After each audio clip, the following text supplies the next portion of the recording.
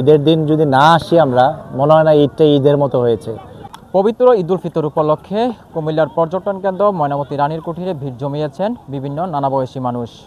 পরিবার পরিজন এবং বন্ধুবান্ধবদের সঙ্গে এখানে ভিড় জমিয়েছেন তারা আনন্দ ভাগাভাগি করার জন্য। তাদের সাথে কথা বলে জানবো এই আনন্দ ভাগাভাগি তাদের কেমন যাচ্ছে দিন।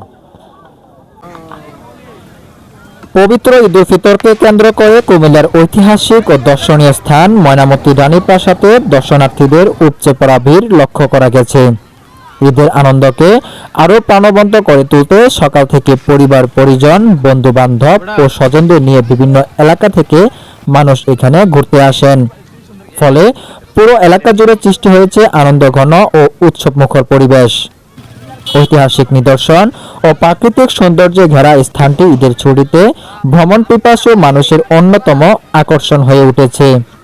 দর্শনার্থীদের অনেকেই জানান, ব্যস্ত জীবনের একঘেয়েমি কাটিয়ে প্রিয়জনদের সঙ্গে আনন্দঘন সময় কাটাতে তারা ময়নামতি রানী প্রাসাদকেই বেছে নিয়েছেন।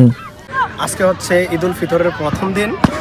আজকের এই বিকেলে, ঈদের দিন বিকেলে ময়নামতির প্রাচীন কেন্দ্র রানীর বাংলা মাঠে আমাদের পরিবারবর্গকে নিয়ে, বন্ধুবান্ধবকে নিয়ে সবাই ঈদের দিন উদযাপন করতে খুব ভালো লাগতেছে। আজকে আবহাওয়াটা একটু খারাপ হলেও বৃষ্টি হয় নাই, এই কারণে মোটামুটি মানুষ হচ্ছে। আমরা বন্ধুবান্ধবকে নিয়ে এবং কি অনেক পরিবারবর্গকে নিয়ে ঈদ উদযাপন করতেছি, ভালোই লাগতেছে। কেউ স্মৃতি ধরে রাখতে ছবি তুলেছেন, কেউ পরিবার নিয়ে ঘুরে দেখেছেন পুরো এলাকা, আবার কেউ বন্ধুদের সঙ্গে আড্ডায় মেতে উঠেছেন। দূর দূরান্ত থেকে আসা দর্শনার্থীরা বলেন, ঈদের আনন্দ শুধু ঘরে সীমাবদ্ধ না রেখে ঐতিহাসিক স্থান ভ্রমণের মাধ্যমে দিনটিকে আরও বিশেষ করে তুলতেই তাদের এই আগমন। ঈদ হচ্ছে এমন একটা জিনিস, আমরা এই রানীর বাংলা যদি ঈদের দিন যদি না আসি আমরা, মনে হয় না ঈদটা ঈদের মতো হয়েছে।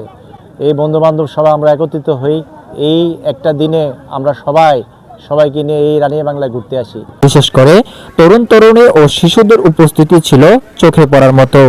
অনেকেই সামাজিক যোগাযোগের মাধ্যমের জন্য ছবি ও ভিডিও ধারণ করে দেখা গেছে। ঈদকে ঘিরে দর্শনার্থীদের আগমনে এলাকা জুড়ে প্রাণচাঞ্চল্য ফিরে এসেছে।